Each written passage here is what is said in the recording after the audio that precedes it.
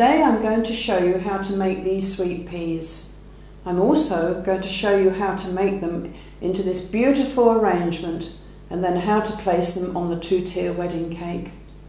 I'm Joyce Freeman from the Sugar Flowers Workshop. I hope you enjoy the presentation. Right, first of all, we're going to make the inside of the bud.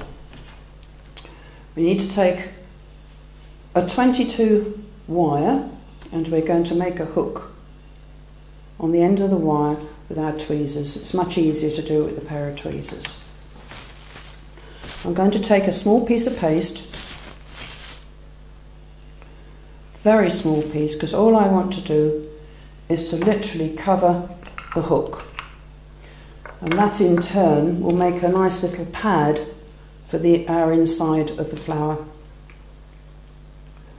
So I'm going to actually paint a little tiny bit of glue on it because I don't want to make it very wet with glue or it will make the paste too sticky.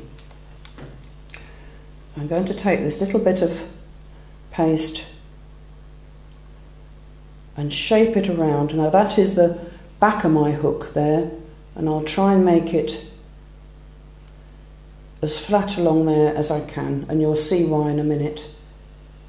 So that is all we do for that first piece. Now you can leave it for a few minutes to set before you put the next stage together. And this one I have actually get it a little bit dry so I can show what to do next.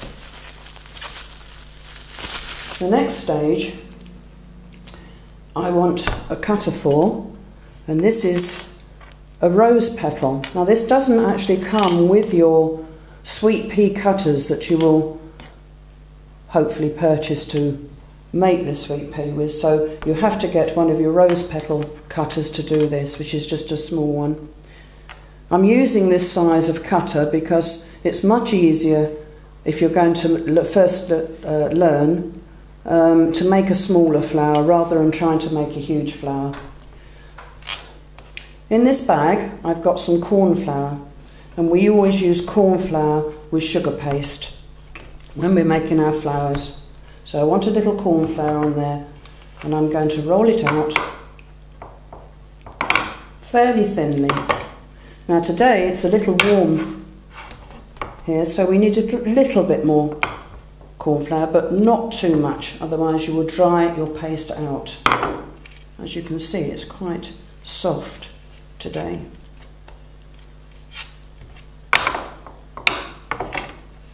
Right, I've made it so it doesn't actually stick on the board. Now we get our cutter and just cut the little petal. Make sure it's clean around the edges. And with this, you don't want to do absolutely anything with it at all. You don't want to smooth it out with your tools. You just want to put a little bit of paste on it, because we're going to put it over